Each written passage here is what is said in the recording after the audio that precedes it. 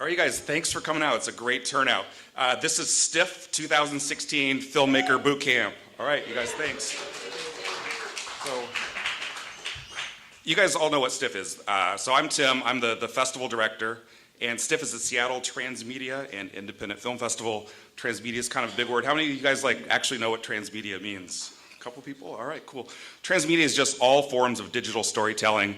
So instead of just featuring, films, we're showing content created for the web, especially when that content is interactive. We're doing virtual reality, 360 video. We have our little 360 camera here. Have you guys had a chance to play with one yet? No? They're a lot of fun, and it's part of our rental program. So if you guys want to play with it, just let us know.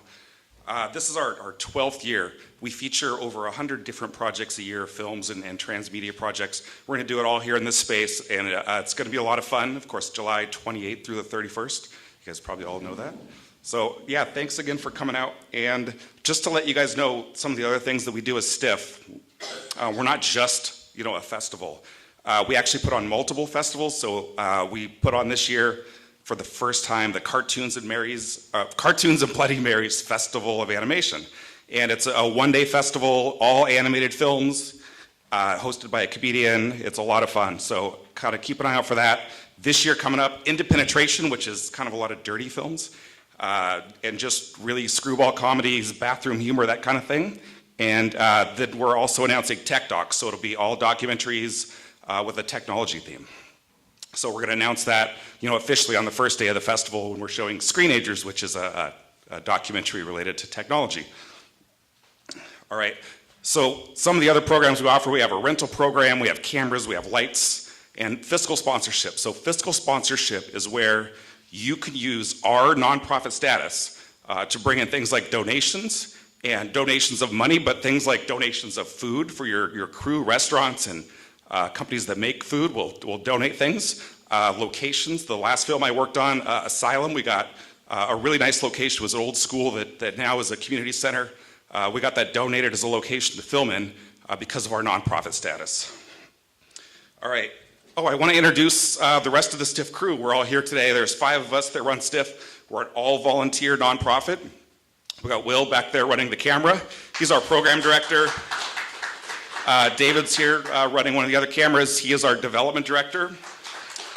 Warner is around here somewhere. He's our communications director. And Wendy, who is our operations director. All right. So why are we putting on this boot camp? I know we didn't explain it really well. We wanted to kind of, we wanted you guys to come. So we kind of kept it undercover. But we really want our filmmakers to succeed, beyond STIFF, both with your current and also your future projects.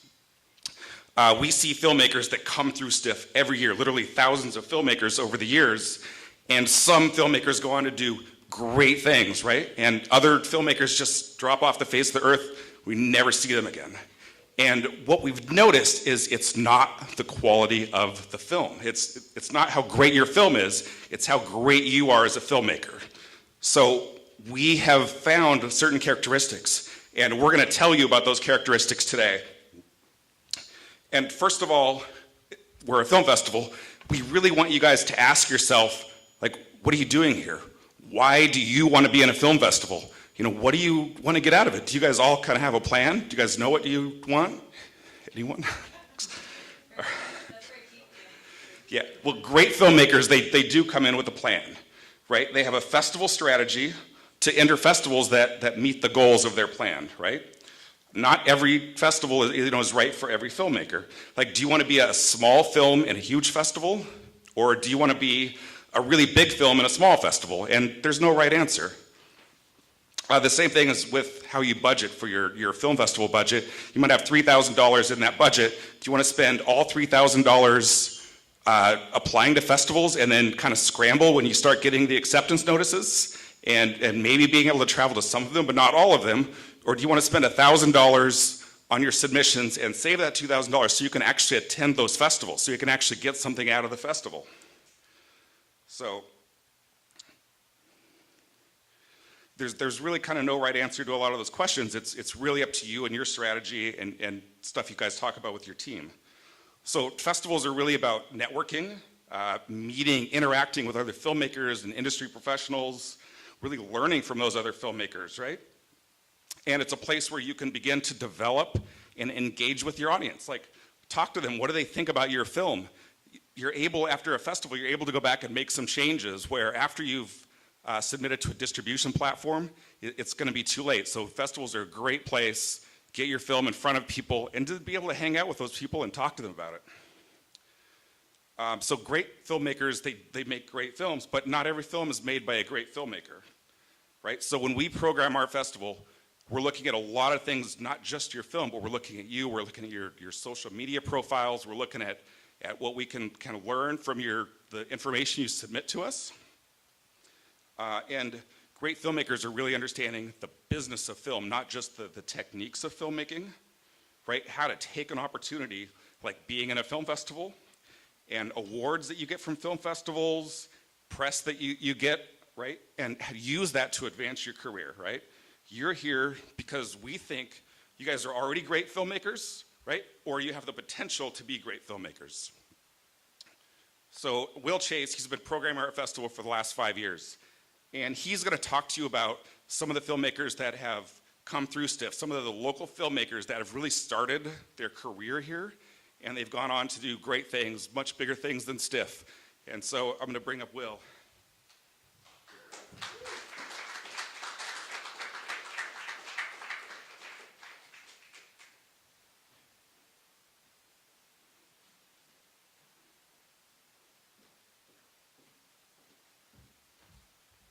Thanks, Tim.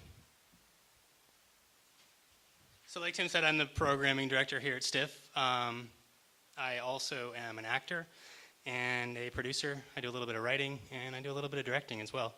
I was a professional actor for about 8 years, and then I found producing, and I realized that I needed to be a producer because I can't really be on a set unless I'm completely in control of everything around me.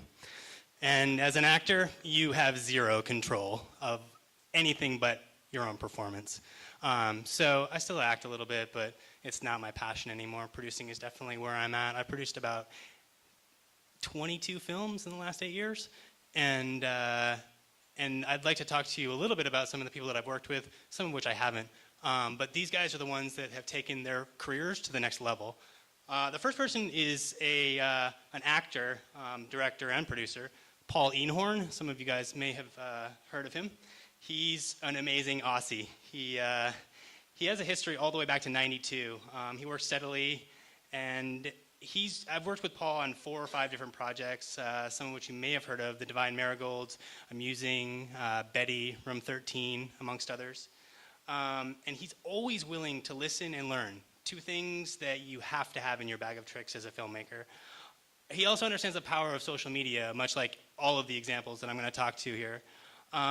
Most recently, Paul's film Land Ho was a Sundance selection, and the film won the Spirit Awards John Cassavetes Award for Best Film Produced for under $500,000. The second year in a row that a film starring Paul has actually won this category, and the reason? Paul is extremely consistent. Never say die. Paul is a shining example of this attitude. You will fail. We all do. However, if you're passionate enough, you'll pick yourself up and forge ahead. It wasn't until 30 years into Paul's career that he made it into Sundance. So if your first, second, fifth film doesn't get into Sundance, South by Southwest, Cannes, don't worry about it. You've got time. And more importantly, a lot to learn before you get to that point.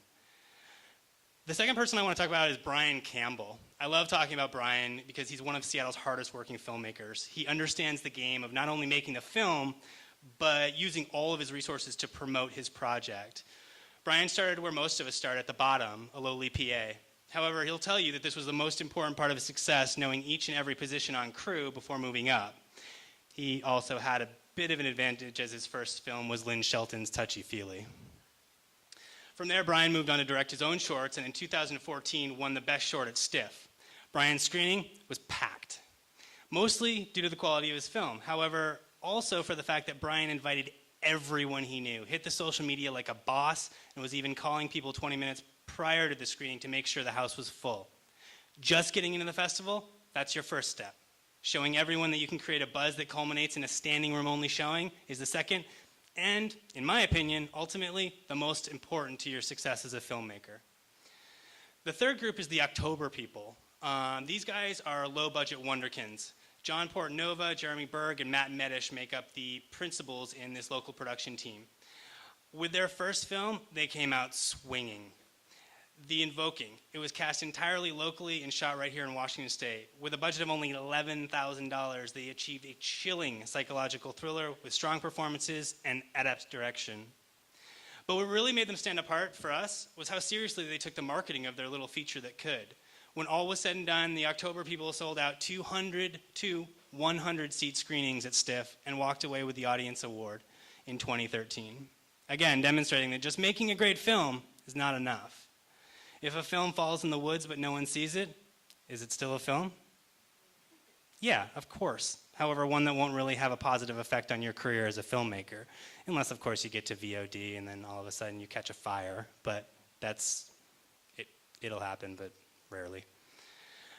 The fourth and last person that I'd like to speak about is a man named Don Thacker. He is a creative evil genius. I first met Don just after he moved to Seattle. He chose Seattle as it is a filmmaker's town, and he wanted to be surrounded by that energy. He'd also just completed a bizarre and truly funny comedy about a shut-in who speaks to the mold in his bathroom. What really impressed me about Don and his production team was that he was super jazzed to get the word out about his film Motivational Growth. He went to the extent that he offered everyone who would buy a ticket super cute, plushy, stuffed animals, and I still have mine. It reminds me every day when I look at it that, again, making a film isn't just about making a film. It's not about the creative process. I mean, of course it is. You want to make a beautiful creative product. However, remind yourself, it is a product and it has to be sold because, I mean, are we going to really put in like months and months of our time just so we have something to put on a shelf? I hope not. Don packed the theater to overcapacity, and he walked away with the Best Feature Film Award at Stiff for 2013. So as you may have noticed, there's a theme emerging here. To be successful at festival, you must go above and beyond in terms of marketing your film to not only friends and family, they should be showing up anyway, but also to the audience that you do not yet have. Remember that. The audience you do not yet have. This is extremely important because these are the people that 5 years from now, 10 years from now, they might write you a $100,000 check because they saw your first film and you reached out to them and you made a personal connection with one of them.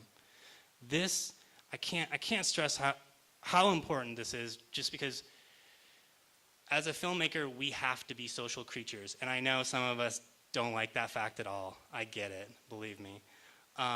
However, social media is a part of our lives now, and it is a huge part of marketing our films.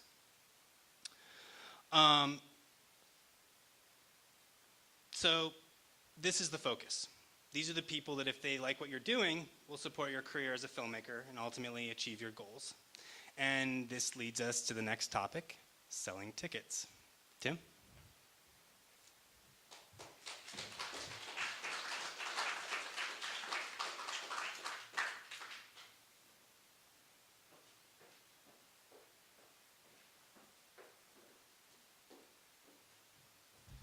Thanks. Well, those are some like really great examples, and we literally could have given dozens of examples, but we're kind of short on time. And he's not exaggerating at all about somebody writing you a $100,000 check. One of the filmmakers he just mentioned recently received a $300,000 check to make a film, and that's a film that's going to be launching like very soon. So I'd really like to talk about some expectations that we have as a film festival. For our filmmakers, like we really know that a lot of you guys, it's maybe your first festival experience, and you guys aren't sure what to expect. We really want you guys to have a good time, and at the same time, we want to have a successful festival, which of course means ticket sales and attendance. So starting with you guys attending the festival, everybody's coming to their own film, right? To see their own film, right? All right. What about other people's films? Have you guys kind of been looking at the program online and seeing some films that look cool that you guys would like to attend? Cool. You wouldn't believe it, but year after year, we have filmmakers that pop in for their own film and we never see them again. And we really want you guys to come out watching films like at this level. You guys are all making films at this level. You're planning future projects. You can learn so much from watching the stuff you can't learn from watching Star Wars and $100 million movies, but people that are working with the same restrictions you guys are working on, the time restrictions, the lack of equipment, financial budget restrictions. And when you're kind of getting ready to make that same mistake that you remember seeing, you're going to go, oh, wait, I remember seeing that in a film and I didn't really like it. I'm not going to let that happen in my film. So yeah, we really want you guys to come out, watch films. What about like opening night party? Sometimes I can't believe it, how many people don't attend our opening night party. There's free booze. Do I need to say anything more? All right. Same thing with the awards ceremony. We'd really like to see you guys there. You might actually win an award, right? All right. Yeah, so we'd love to see you guys here during the festival. We've got a filmmakers lounge that we're setting up in the back, and it's going to be stocked with beer and stuff like that. That's here for you guys.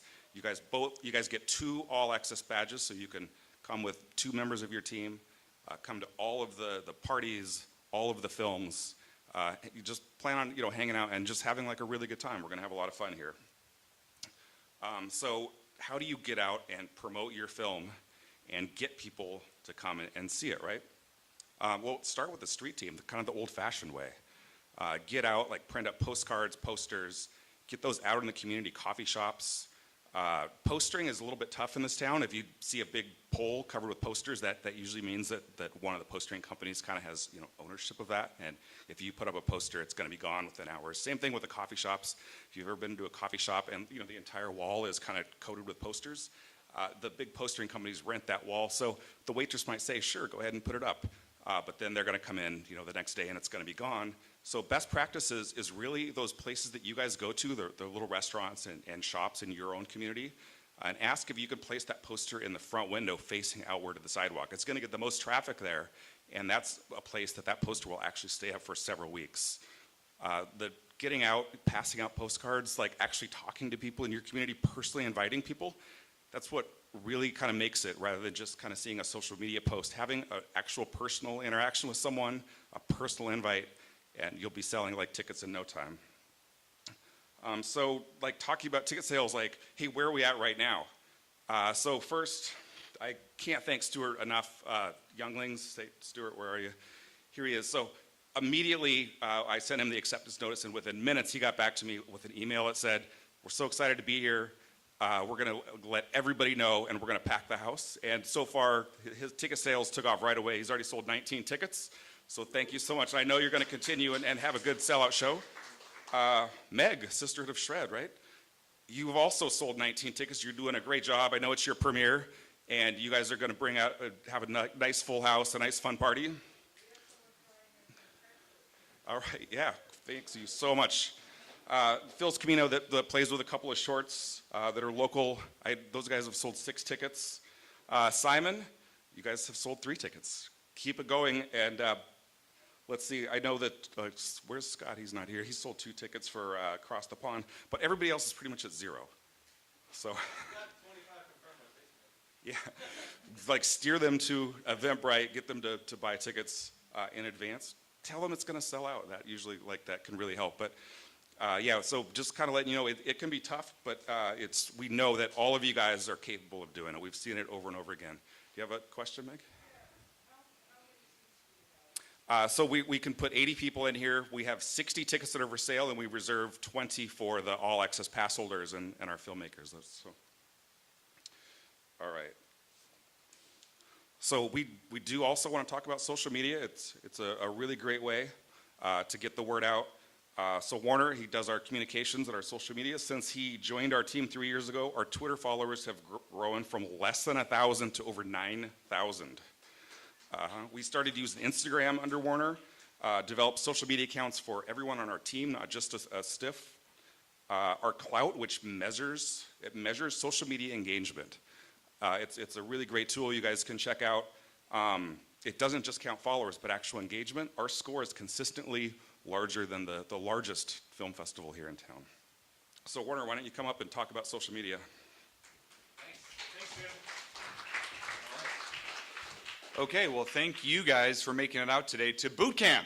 We're excited to be here, and I'm excited to be continuing our program of Stiff Educate. If you could, or if you are tweeting today or any time throughout the weekend, the hashtag is Stiff Educate. So to keep that conversation going. So as Tim mentioned, I've been on the Stiff team for about 3 years now. I actually come from editorial production background, CBS News, and eventually migrated on to more of the corporate side of it. And I've also done production work both on set and office.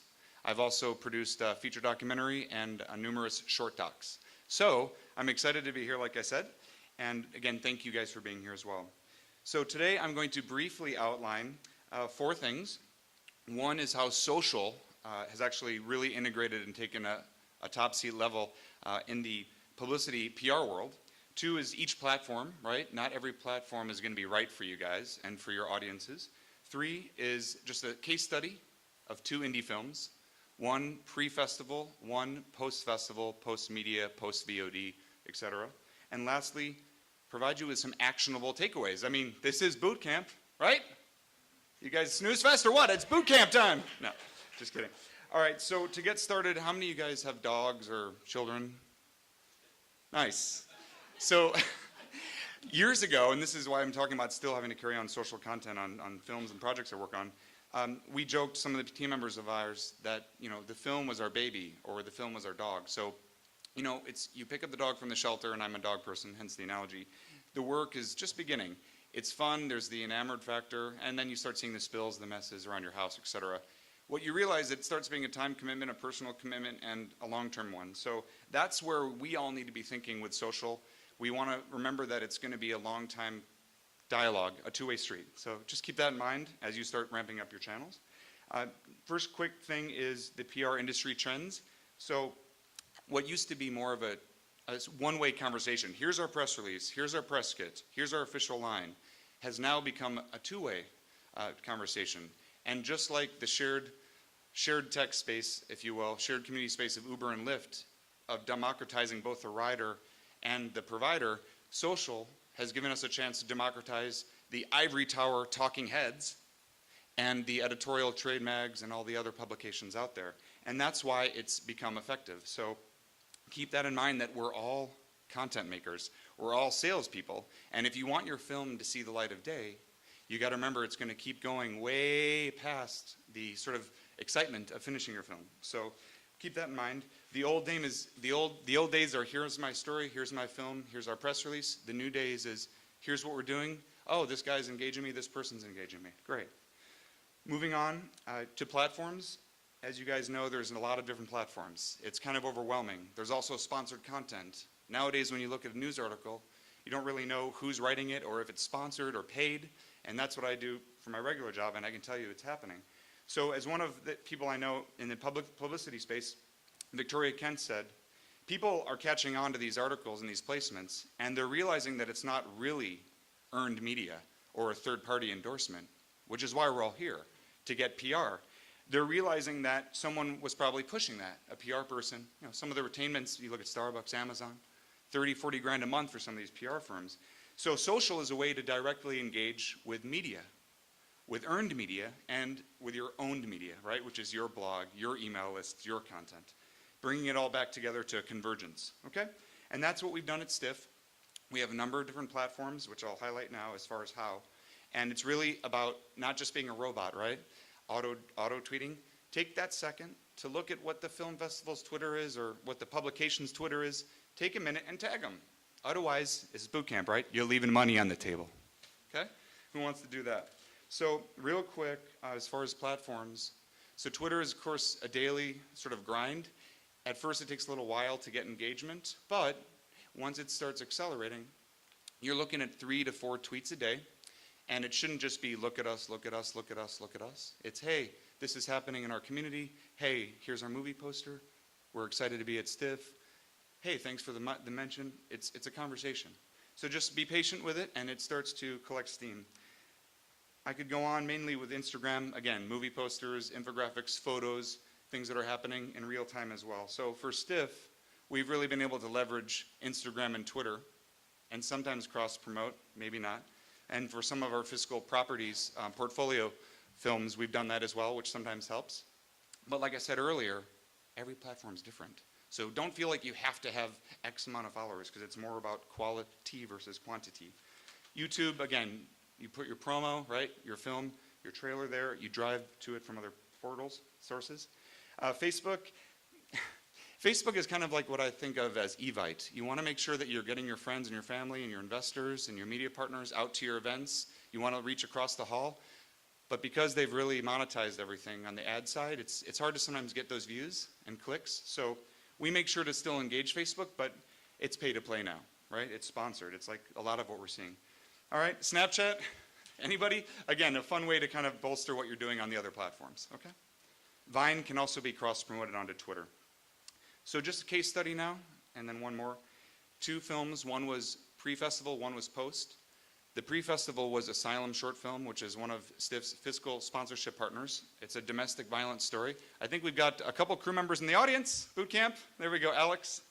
And so that was a case for which we started early with the content, and that was, of course, behind the scenes, which everyone loves. Personally, I do, as well as leveraging the community at large and the topic. No one cares about your film, okay? Nobody. But if you can bring it into a conversation that is about what you're doing, then it can be more engaged, okay? So, again, keep in mind that within your community there's going to be something you can tap. Skateboarding, perhaps, perhaps women in film, tech, startups, or my other example is a film that got through the film circuit run, that got through media placement and VOD.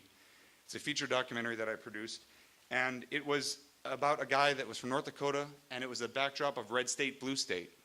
So that was something we could leverage. It was called Rollout Cowboy, and we're still posting about it. So that dog is 6 years later. We're still posting about it. So keep that long-term commitment in mind, and just keep that in mind, okay? These are the takeaways now, lastly. Start early, like we said. Don't wait until after, because film festivals are looking at the films that are coming to them. And if 3 films are approximately the same, as far as, oh, this is pretty compelling, it's got a pretty good it's got a pretty good quality audio, what they're ultimately going to do is select the film that has the most, communities behind it. That's going to drive asses into the seats, right? And this is boot camp, right? So you want to start early. So engagement, like I said earlier. Thank you for the mention, holler back, Friday follow. Make it your own, but engage, okay? Multimedia, always including infographics and photos. We see this on the PR side as well, which is that nobody wants to look at static press release anymore, okay? It's dead. It's two-way. People engage. They glom onto multimedia. Also, don't do the auto tweets. Take a second to customize it, maybe shorten the URL a little bit too. And again, tag that company or that other stakeholder. All right? Visually, you can use shorteners, schedule tweets. I know you might be tired or burnt out on your Red Bull. You just got off production, you got home. Ain't no one gonna see your tweet at 2 a.m., okay? So schedule it, think about some of those tools, but again, don't overdo it. And in closing, just remember that social media is basically just one of the tools of many as your ammunition deck to engage people directly, so it's two-way, and that you're targeting, okay? And hard work pays off, so remember that we're all content marketers, whether we're publicists or filmmakers or press or corporate. We have to get that story out. So check us out on Twitter and Instagram, Stiff Festival, and take a look at how we kind of leverage things. Stiff Educate, again, is what we use for all of our Educate program hashtags. And come on by later and I can show you some examples of promos and things that I put on Vine or whatever. Thank you so much, guys. I really appreciate it.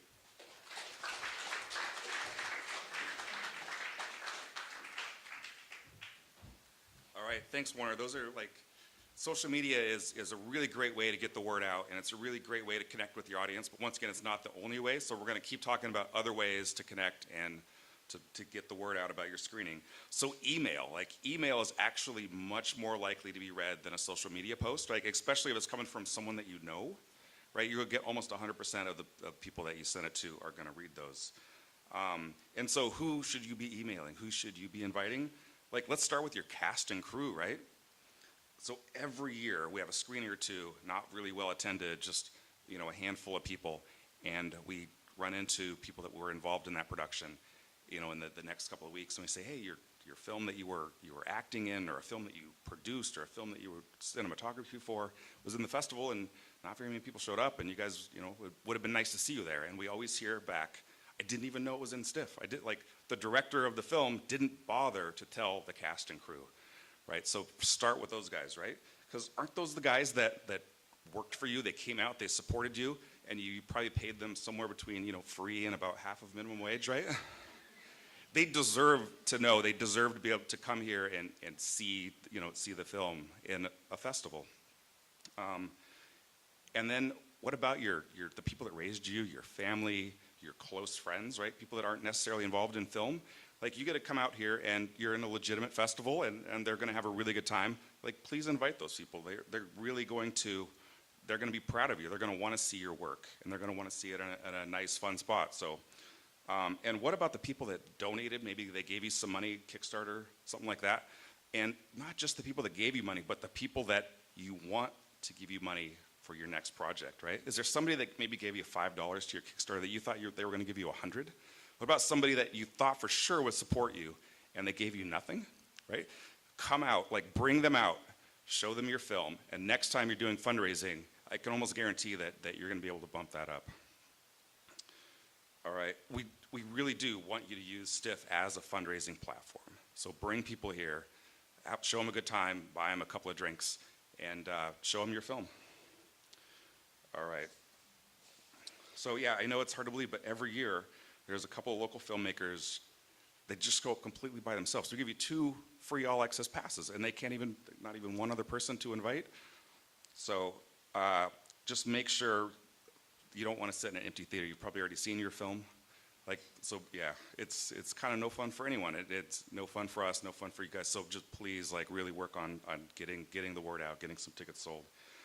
And this is kind of one of the places where I have to mention local screenings. We weren't able to show 5 or 6 films this year that we wanted to show because they've kind of already shown locally. And the audience for independent film is actually very, very low. There's not a lot of people. We're in a big tech town, and geek is kind of cool now, and going to see the big movies is really where not enough people are coming out to see independent film.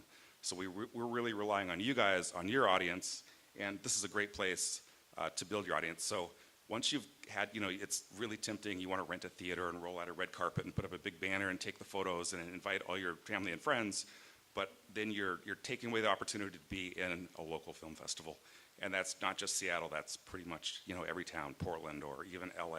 So really save that, your local screening for a film festival. And Stiff might not be the one, it doesn't really matter. Just whatever that festival is, submit to them first, kind of wait to hear from them. That if there's even a local film festival that you really want to be involved in, submit to them first, kind of wait to hear from them, and then kind of start submitting to the other ones. Because you might get, if you submit to everybody at once, you might get picked up by a smaller festival, show your film there, only to find out that now you can't be in the festival that you really wanted to, maybe a larger festival, maybe a festival that you really like. All right, so now let's talk about press, right? PR, like, how do you attract press? It seems like it's this big wall and it's really hard to get articles written about you.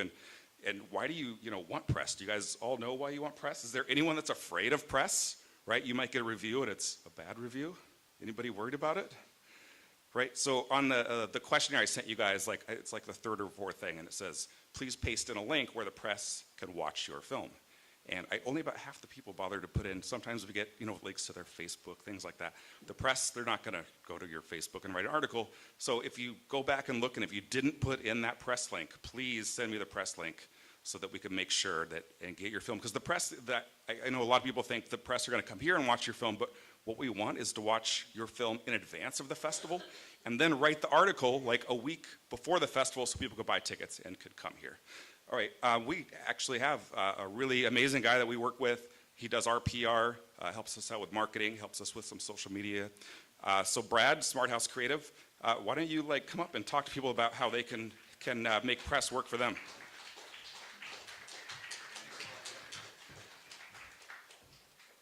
All right.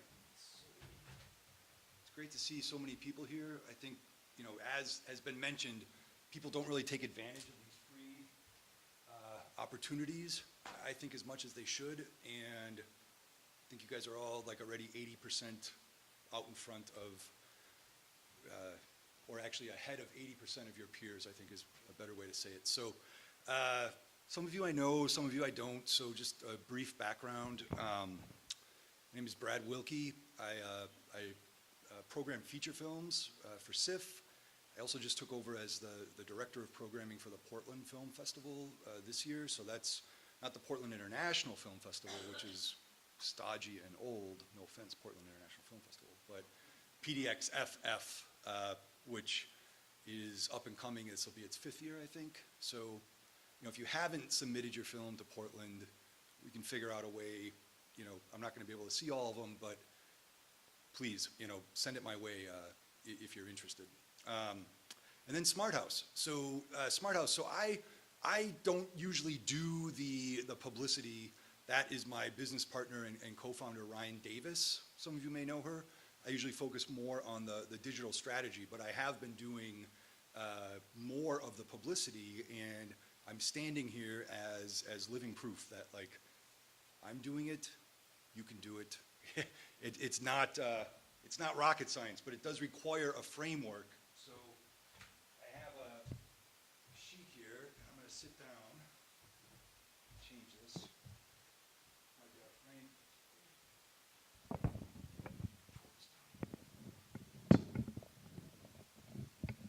Obviously, I'm not an acoustic musician. I can just hold it. That's fine. So, how many people know what an electronic press kit is? About half of you. That's good. So, what I have here, and I can share this. We can share this with everyone after the session online. But it's a film festival PR and audience engagement checklist, because we have found that the most effective publicity and outreach that you can do is an integrated publicity and outreach effort. So it's part press, it's part online, and it's all tied together with offline networks. So we're looking at word of mouth, we're looking at face-to-face contact. Tim mentioned about going to the parties and doing that kind of stuff. I mean, the biggest thing that you can do at a film festival, in my opinion, and I've also made like a number of short, like I've been on both sides of the programming and the submission process, and up here and in those chairs. So I feel like I have a lot of empathy for the entire process, and it's definitely not an easy job.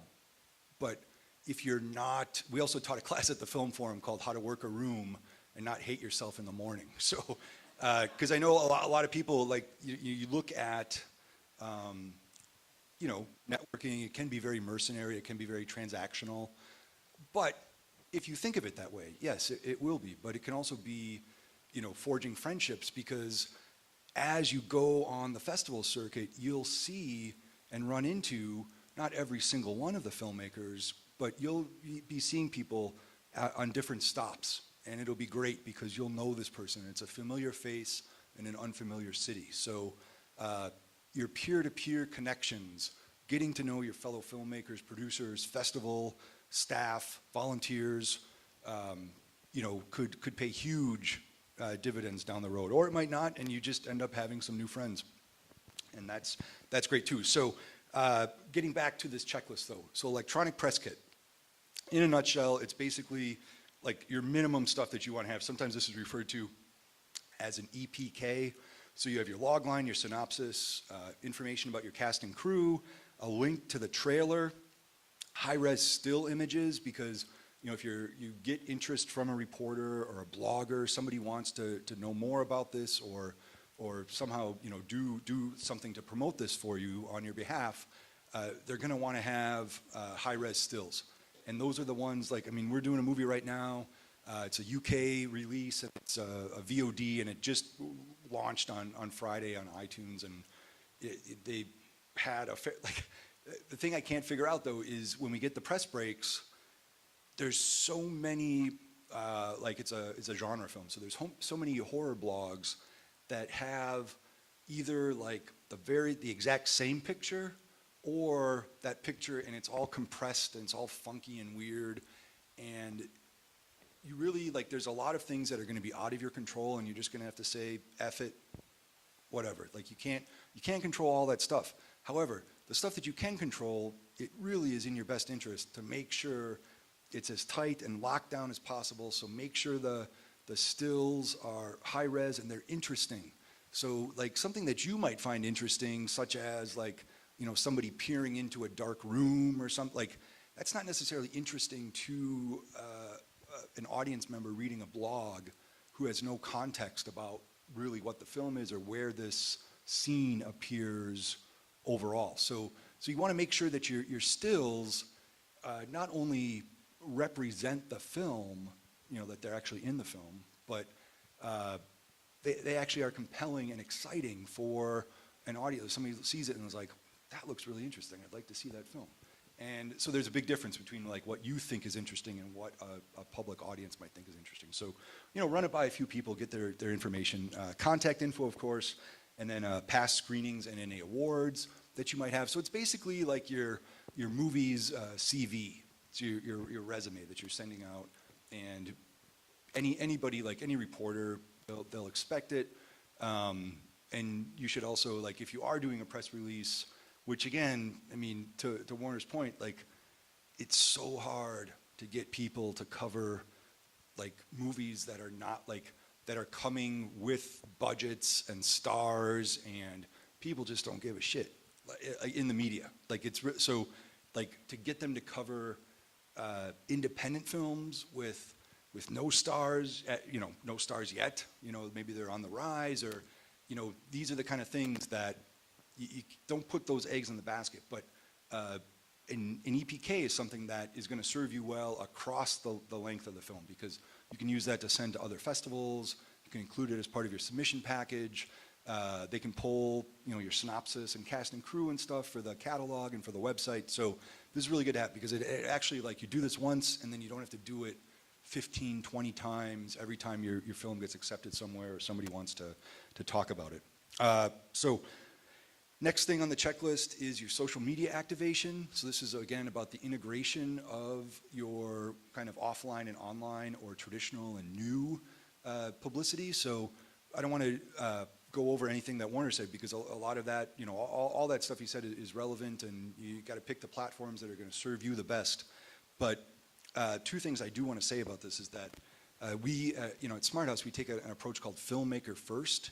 So the idea is basically that everybody out here hopefully is anticipating or expecting or driven to or passionate about a career in filmmaking or storytelling, whatever that might look like, right? These days in this new landscape that we're living in, as far as media and platforms and distribution goes and all that. So things are very different. But if you're not placing yourself at the center of the picture, think of it from a brand perspective, right? You've got your kind of like your flagship brand, that's the filmmaker. It could be the production company if it's a collective. And this isn't saying, like, this isn't ego-driven at all. It's really saying that you, the filmmaker, are the sustainable element of this machinery that you're building. And each of these projects that you're doing, though exciting and interesting, are going to have a limited shelf life. You know, you might have a 6-year run with a you know, think of it from a bell curve perspective or a long tail. Like, there will still be interest in your films down the road, hopefully, if you know, if you're lucky and everything goes well. But there's always going to be interest in you as a storyteller, a content creator, a filmmaker. So when you're creating your sort of social media and online presence, keep that in mind. That if you're looking at it from a perspective of a wheel, that you want your production company or you as an individual artist or filmmaker to really be the hub, and each of the projects to represent a spoke. So when it comes to something like Instagram, you know, I think, and this doesn't contradict anything that Warner said, but I think, you know, it should really serve the filmmaker, so it should be more of a personal Instagram or the production company, and not necessarily an Instagram account for your short film, because you're going to run out of stuff to say, and people are going to say, like, what's the motivation in your mind? Like, why do you follow a brand or a filmmaker? Like, why does somebody follow Target on Twitter or Facebook? I mean, I don't know. I don't do it. Like, I don't care. Like, you know, it's not a person. It's not, there's nothing there, right? So think about that. Like, you know, what value are you providing? I think the value is more you, filmmaker, production company, versus this one particular project that you have right now. Same goes for Twitter. I think Twitter is one of your best outreach and networking tools that you might have as a filmmaker, as anybody really. I mean, like as I was growing a presence on Twitter and working to become an active member of the community, like by, participating actively and meaningfully in these conversations, you can kind of think of it like a cocktail party in a sense that, sometimes you're going to talk one-to-one with a person, that's a reply. Sometimes you're going to talk to a group. You've got a few handles in a response. Sometimes you might be talking to the whole room like this, and that's like a general tweet. But you're never going to, you have to kind of choose your words and your messages and your content so that it's appropriate to the context of that conversation.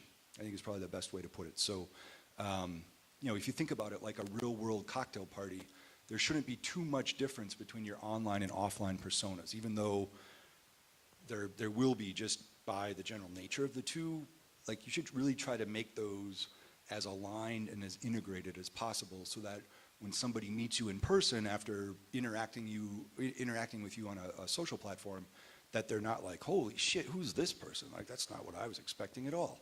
Like, you want to be authentic, and that's going to help everything. I mean, it's just good practice. It's a best practice in general.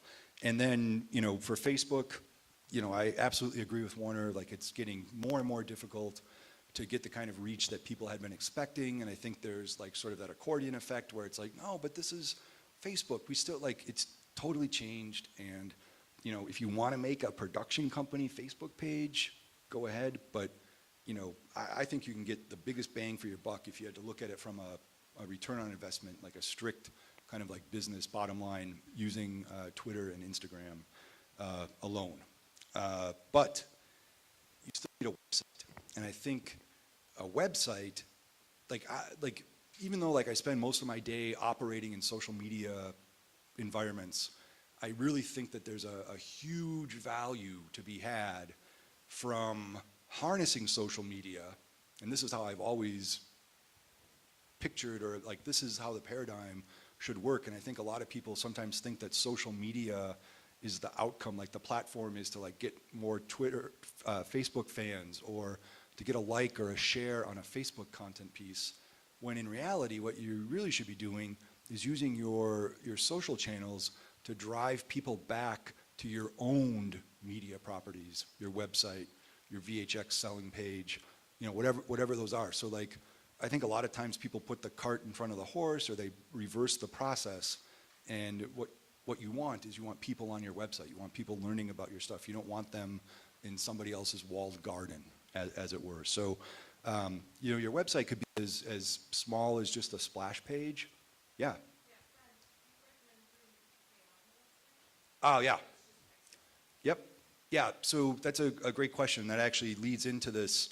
I mean, I actually have this as part of the description for this point, is that, when you first get the film out and, maybe you just finished production or something, you could launch your splash page with some basic information, coming soon. Maybe the trailer's not ready, but you have the web property established, you've got the information. And if you already have a production company, then this should become a sub-page on your production company website. Like the film, an audience wouldn't know. Like you could have a website that says, mynewfilm.com, and when somebody goes to it, it redirects back to my production company, and the page lives there. So, I mean, a lot of this stuff, on the back end, you can tweak this stuff. So if you want it to look like there's a film site, but people are still coming to your old, there's all sorts of ways to do that. But at most, you probably want to expand it then to a microsite. So you've got your splash page, and as you were saying, the line I have here is it should mirror in many respects, or as best you can, your EPK. So you could have a tagline, which, tagline is a little bit different than a log line.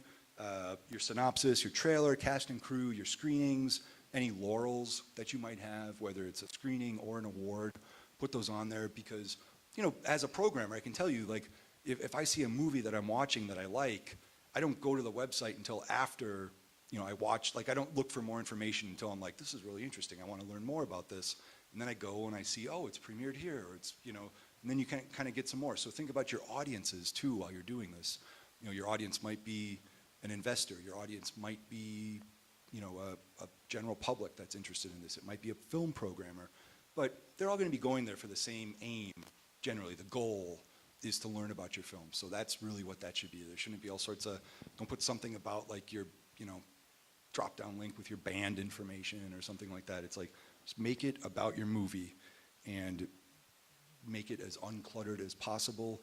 We use Squarespace for a lot of the websites that we end up building. We're not like a web dev company by any means, but you know, Squarespace or Wix, you know, I mean, WordPress is fine, of course, but I think, you know, with a little bit of work, you should be able to build a really nice looking, clean, you know, aesthetically pleasing website, you know, in a couple days at the most, if you don't know anything about it at all. So, and now getting to publicity here. So now, like, you've prepped your landscape, you've kind of prepared yourself, you've got all these pieces in place, the festival's getting closer, and you're gonna wanna try to pitch press.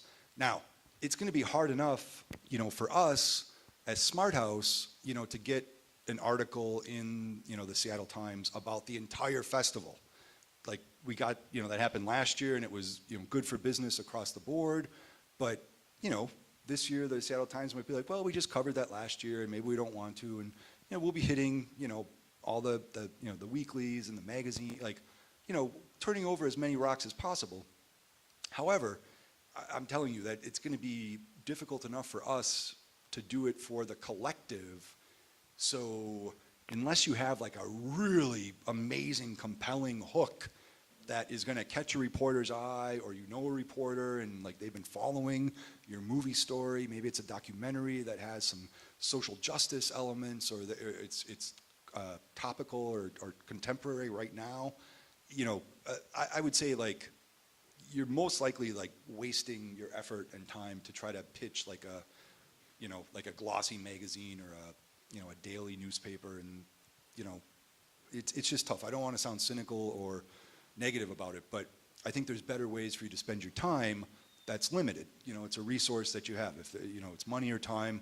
If you don't have a lot of money, you got to make it up in time, and so you got to pick and choose your battles. So the biggest thing to think about is what's your hook? Like, what is special about your production? What's special about your story?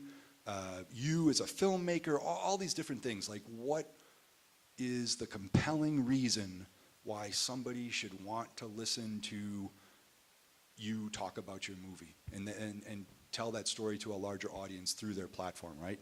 So that takes, you know, but you should know as a filmmaker, you should just make a little list. Here's like the things that might resonate, right? But the bottom line is, why should a reporter or a blogger care? Now, you might also have better luck with local media. So think about hyper-local media like Capitol Hill Seattle blog. If you're, you know, living in Capitol Hill, you're from, like, that's where you live in that neighborhood, or that's where you shot your film.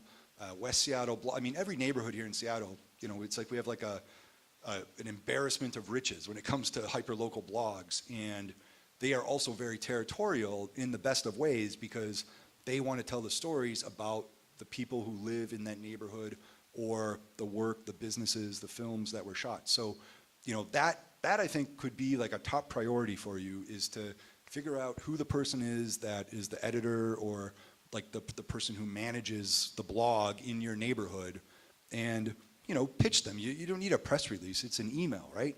I mean, you've probably pitched yourself lots of times in the position, especially if you're here in the room, to you know, to an audience of reporters or somebody trying to get attention for the film, or even sell it to a potential crew member. So think about it like that. Like, you want it to be conversational. You don't want it to sound like it was like copy and pasted and like, you know, a chat bot wrote it or something like that.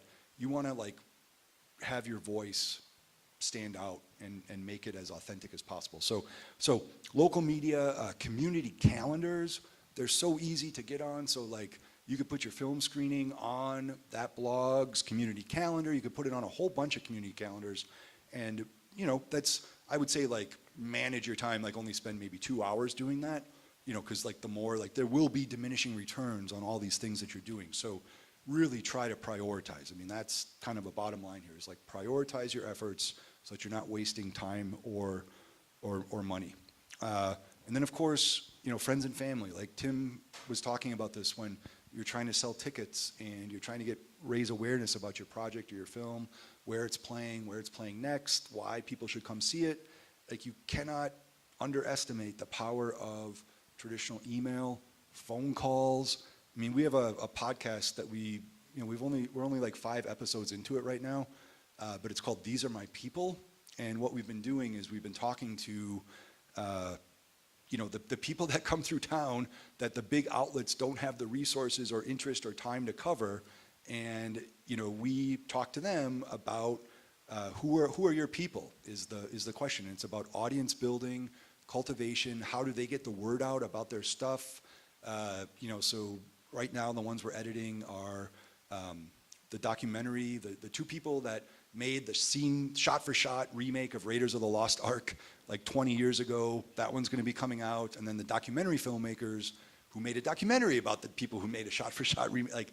And, they've all got ways and tactics that they use. And so what we're trying to do is like share these and like draw these out. But the reason I mention that is because I sat down with Matt Smith, who people probably know. He's a local actor.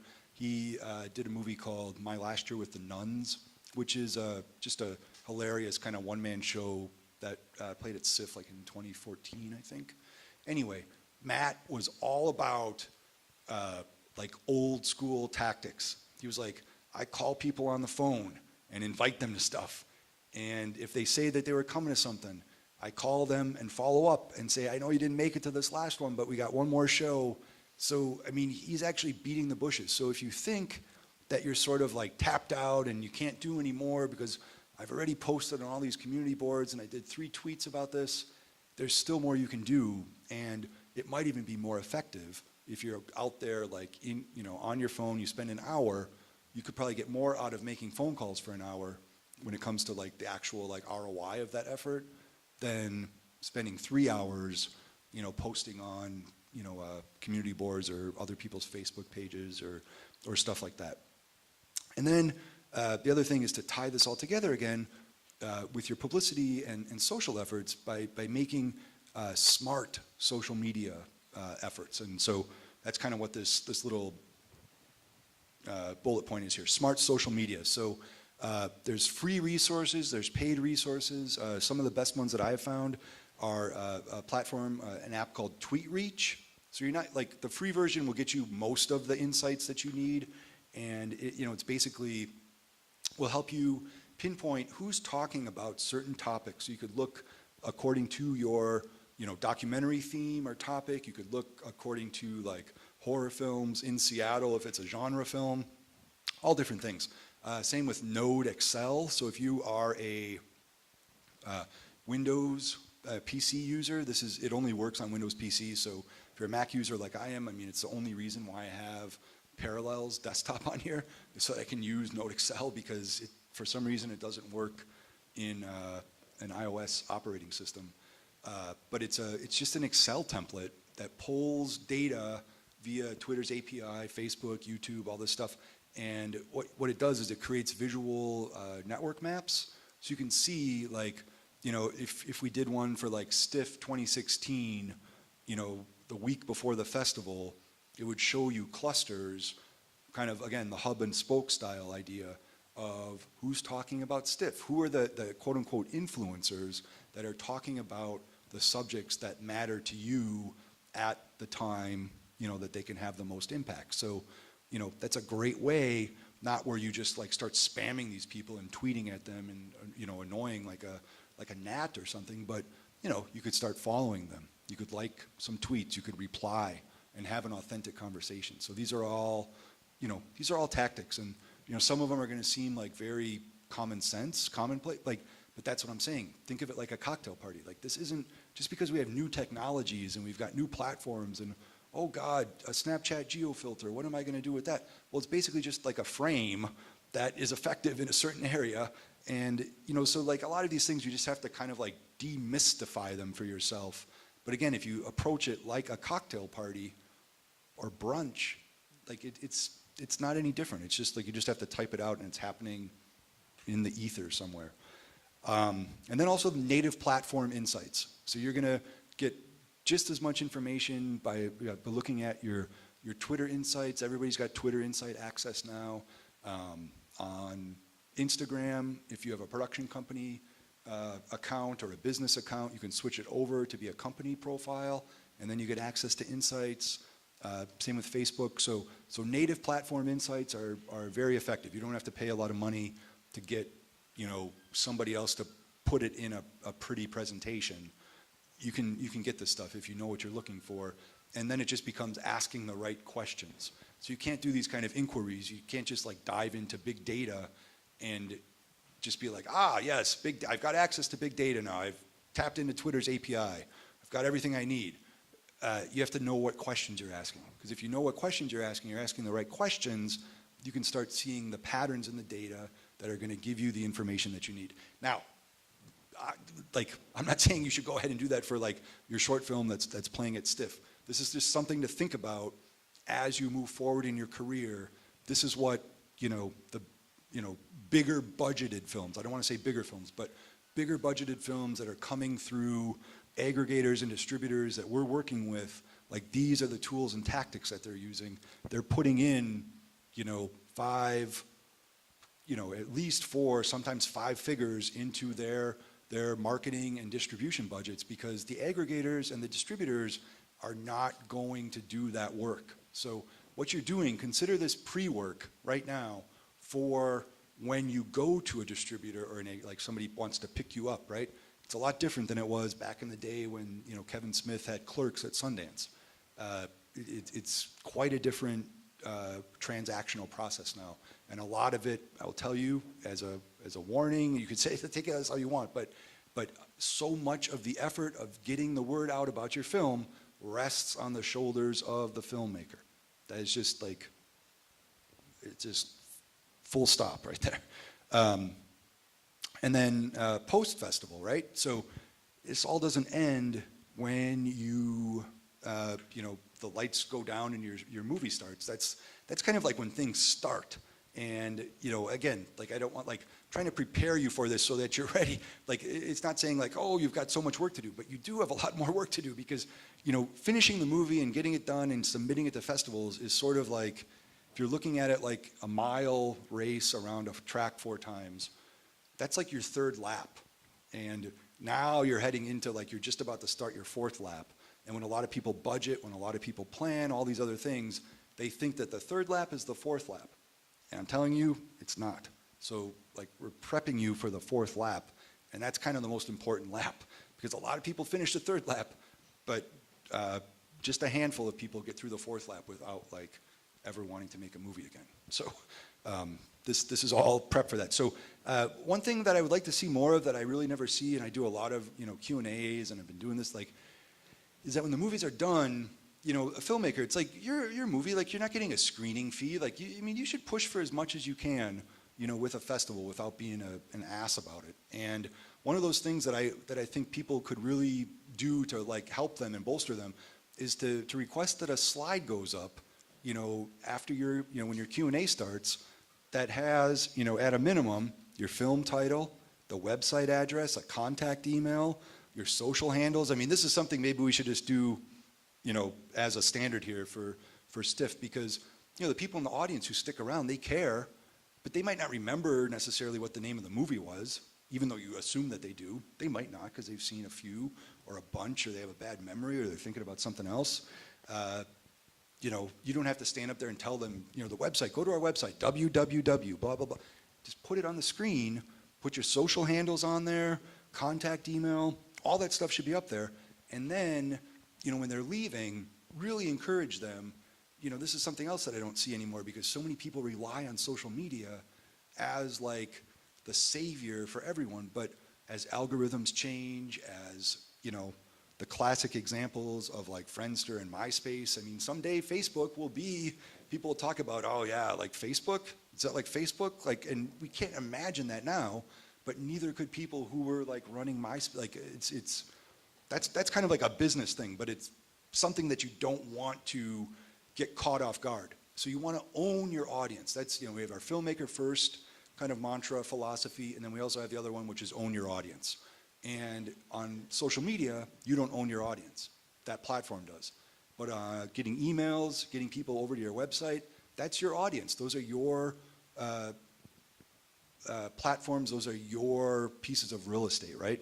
So ask and encourage and really be, emphatic about it. Getting people to sign up, give you your email to learn more about your upcoming projects. So you should all have eventually a periodic e-news, and I say periodic because it doesn't have to be monthly. It should probably be quarterly, but it depends, like how what your resources are. But that's a really good way to stay in touch with people because it goes right to their inbox. They opt in. If you have 10,000 Facebook fans and you're getting a reach on a post of like 400, that's really shitty. But it's not your fault. I mean that's like the platform issue. And it's like like Warner said, it's they're a public company. They have stockholders. They have to make money, so they don't care if like people are mad because they changed the layout or people complain about something. Doesn't matter. And that does sound cynical, but it's Facebook isn't serving you now. Facebook is serving their shareholders. So that's sort of a paradigm to like shift in your mind. And then, so get that periodic e-news, and then you have your social media updates, because you can't like just throw the baby out with the bathwater at this point yet. So, social media updates follow the 70-30 rule, and I think Tim mentioned something, it's not just all about your film. It could be 70% about your film while it's like in the like the front of mind kind of moment. But it should also be about the other films that you're seeing, the other screenings that are happening, the peers, the projects, like check out this great, I saw this other cool film. Because the more you do that, that's what I was talking about, is like being a good member of the film community. So like on Twitter, you can find hashtags like, hashtag indie film, hashtag support indie film. Seed and Spark, which is another crowdfunding and distribution platform, has a film curious hashtag Twitter chat every other week. And these are all ways to like just become more of a known quantity. Because now you've got a film, maybe it's your first one, maybe it's your, you've had 4 or 5. Now's the time to start building those relationships if you haven't yet, or it's the time to start to deepening those roots that you've already established. And that's about it. So, and I think like after that, like you've got your like post-festival and you've got like your like sort of limbo between like your festivals and your next project and what's going on now. So you can talk again about upcoming projects, peer projects.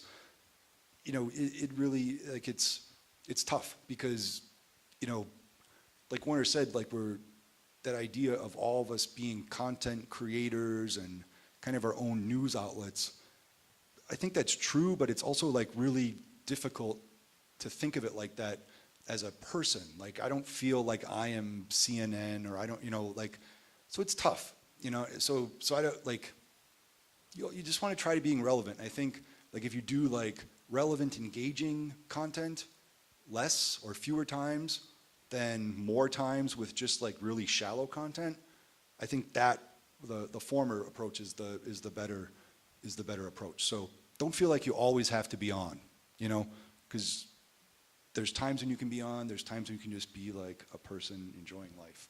So, that's, yeah. And I say that as like somebody who does this like day in and day out, 7 days a week. Like, you gotta like be able to draw your firewalls and put them up. So you can ask me additional questions. My email is Brad, B-R-A-D, @smarthousecreative.com.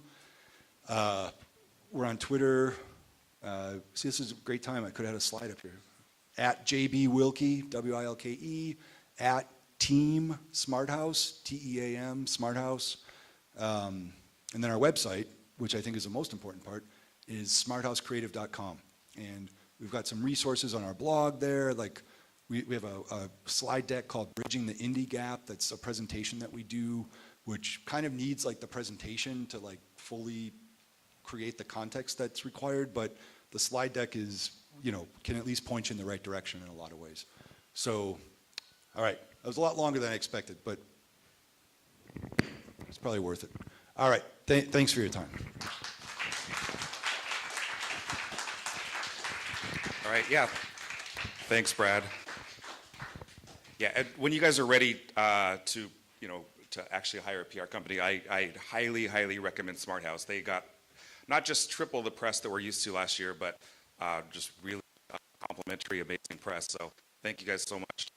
And I just kind of want to wrap things up, and I know we're talking about things in a very immediate sense, which is selling tickets and stuff, but these are real skills.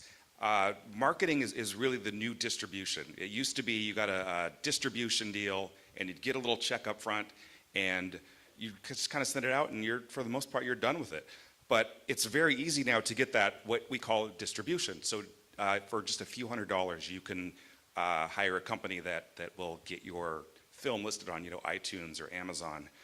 You can get a Vimeo Pro account and you can actually collect money before people watch your film. So it's easy to kind of say my film has distribution, but none of those services are going to drive traffic and get somebody to put in their credit card number and pay that $1.99 to watch your film. It's these exact same skills that we're talking about here. That's what's gonna do it for you. So it's like start now. Use Stiff as a launch pad. And just the last thing I want to say is this is the film programmer tip we want to see you guys getting in other festivals. Is Film Freeway. We use Film Freeway, as our exclusive distribution platform. And I can't believe for filmmakers that there's all these data and stuff that you can put about yourself in, so you can put a really nice description of your film, bios, an actual personal letter to the festival programmer, your credits, things like your phone number, your address, that kind of stuff, trailers, photos. And, a lot of filmmakers think that getting into a festival, it's about, making this really great film. And we somehow line them up. This is the best one, and we take kind of the top 20 or something like that. But the reality is we try to make very well-rounded programs. So we only have so many slots, and it's not even better or best. We try to say with documentaries, we're only going to show 5 or 6 feature documentaries. We don't want to show 4 sports related. So we might take those 4 that we really like, but we can only put one of those into the festival. And all things being the same, we start to look at the filmmaker, not just the film. I know a lot of tours are my art should speak for itself, but really we want to know about you as a filmmaker, and Film Freeway is a great place to do that. Please go back, figure out what's missing from your profile, even the phone number. We've had email addresses that there's been typos and we can't reach people, and having a phone number can really help, or people change email addresses. Your address, all that kind of stuff. And write a personal, why did you submit to that festival, right? Let that programmer know by writing that personal cover letter. That's something that's only seen by that festival. I know it takes 5 minutes, but you're paying $50 to submit a film. You can't, take that 5 minutes for that $50, and it's going to greatly increase your chance of getting in. Right, so I would just want to bring back kind of all of our speakers, and we just want to do a little quick for questions.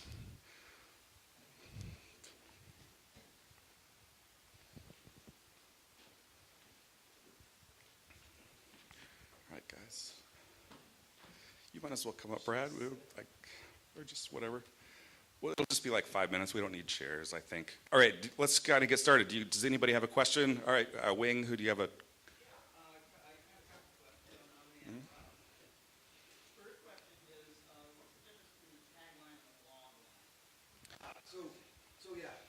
So a lot of these terms sometimes are interchangeable, but a tagline is more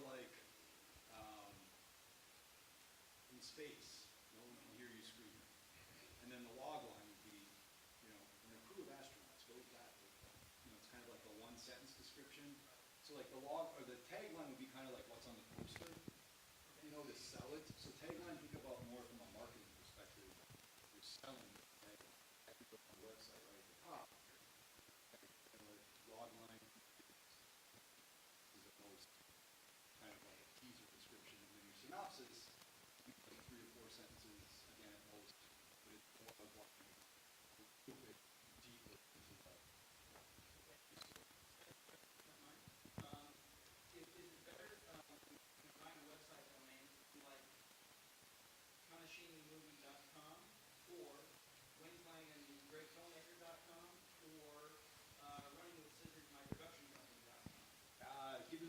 questions, I would say running with scissors. And then the first thing that you have on there is the movie. And then the next movie that you're working on, this movie slides into films or projects or whatever. And then the new project takes front and center. Yeah, go ahead, Jeff.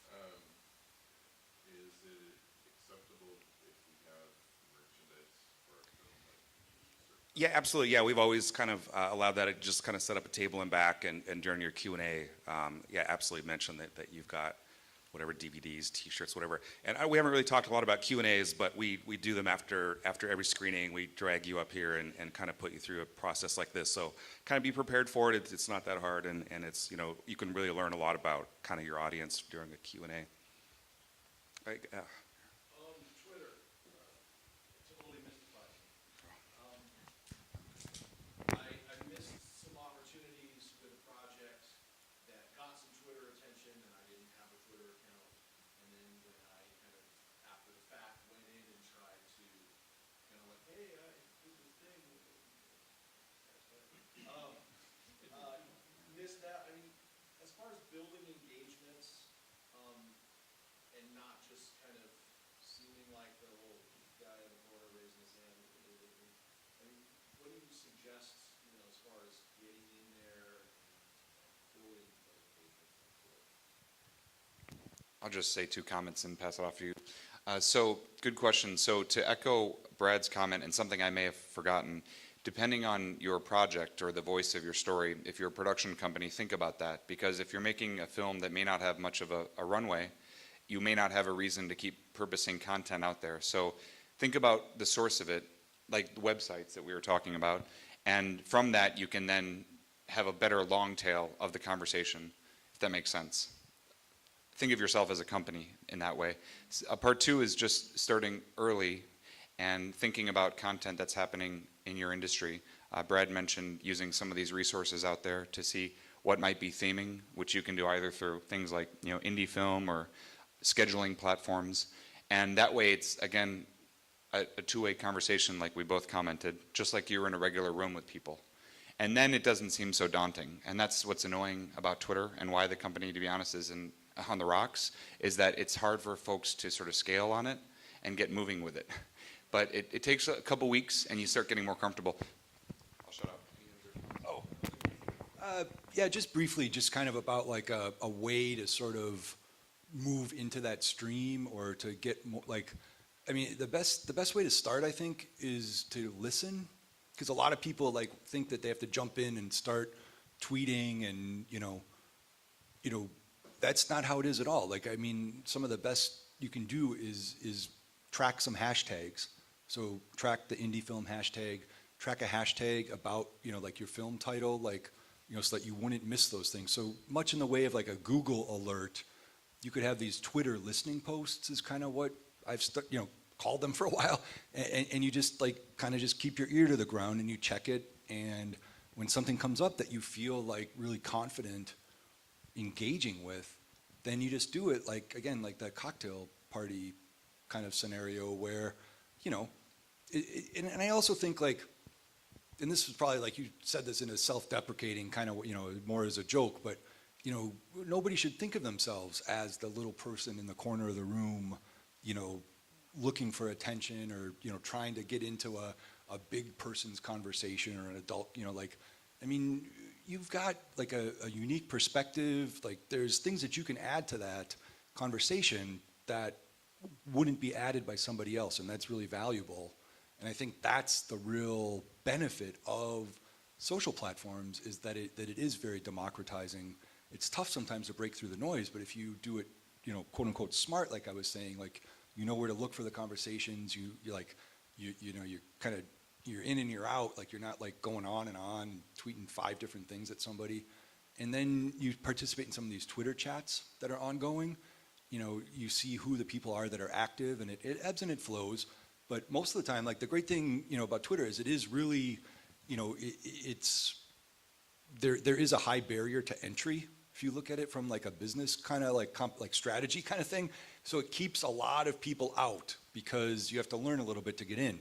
But once you get in, once you make that investment in learning that, the people that are on there and active are a lot of reporters, a lot of filmmakers, a lot of festival people, like PR people. It's like agents. I mean, you name it. Like it's pretty amazing. Like I get into conversations, like not all the time, but with like Ted Hope or filmmakers, people who made like movies for Blumhouse, and it's just like regular people. They're just people out there, and that doesn't mean that I'm going to work for Ted Hope or like, but you become like a known quantity, and you start. It's a process. It's organic, and it just takes time. I guess with Facebook, you're kind of preaching to the converted, that's know your people. Yes. Yeah. Oh, that's a good point. Yeah. So like with Twitter, because of the hashtag and because it's more of an open platform, you do have the opportunity. So it's something that this is not my term, but I've applied it a lot to filmmaking. This idea of thank you. This idea of a black swan opportunity. So it's a book that's written. Nassim Taleb wrote this book called Black Swan, and it's really about investing and how he invested. It's kind of an economics business book, but it's also social psychology, and I consider it like the best like self-help book I've ever read because it helps with decision making, and the idea being that a black swan situation is something like where you tweet about your movie or about something with a link, and somebody retweets it that saw it in their Twitter feed that had followed you or whatever. And then that's seen by, like a 6th degree of Kevin Bacon kind of idea. It's seen by an influencer, quote unquote, decision maker, somebody like that. And then that person's like, what's this? This is interesting. I trust this person who retweeted it. Let me see. Because a lot of this is built on currency of trust and authenticity. So then that decision maker all of a sudden becomes familiar with your link or your viewpoint, and who knows what happened. So that's kind of the thing, is like you can't have something crazy happen like that if you're not in the game. Like you can't like run into somebody at a networking event who could potentially be your next writing partner or a producer if you decide not to go to that writing event or that networking event. So like that's the idea, is like making yourself open, positioning yourself for the opportunity to align with or come upon as many of those black swan opportunities as possible. So Have they done Twitter for Dummies yet?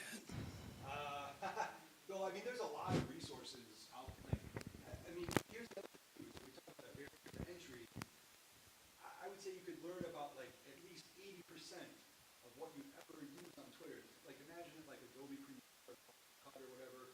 It's like if you just know how to do like 5 things on there, that's probably what all that like 80% of people do. And then there's a 20% where people like see that like, oh yes, well you got to do like multiple times, like the crazy thing. And then people are like, that's not for me.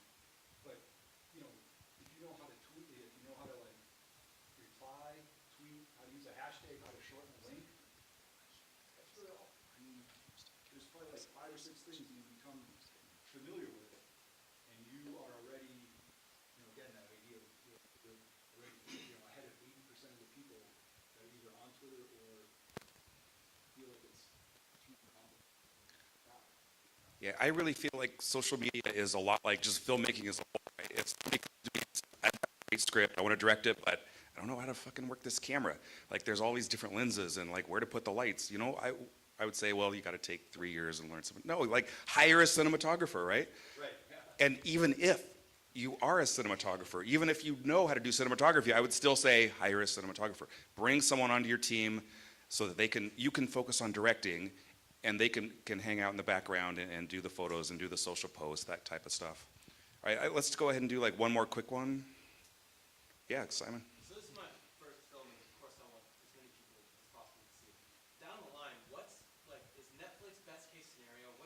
What's the ultimate, like, if I could write out exactly best case scenario? Yeah, well, there's kind of like there's no one easy answer.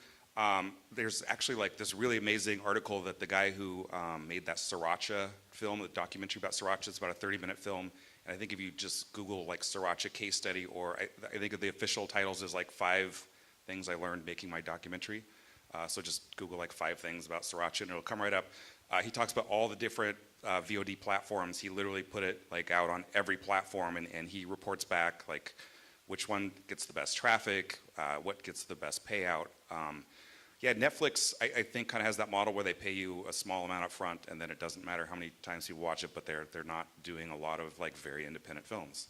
But with something like Vimeo, where you're driving your own traffic, that's where you get the highest percentage. So if it's $2, you might get like $1.90, where something like YouTube, you might get a penny if somebody watches it.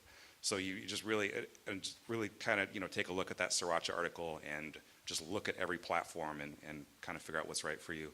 Right. So what we're gonna do now, we've got some beer and some sodas. We're gonna go kind of hang out outside so we don't screw up the space in here.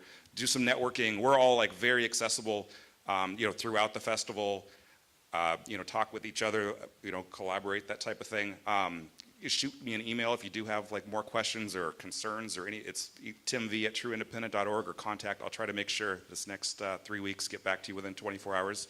So yeah, definitely stick around, have a beer, like talk to us, talk to each other. All right, we'll see you guys outside. Thanks, guys.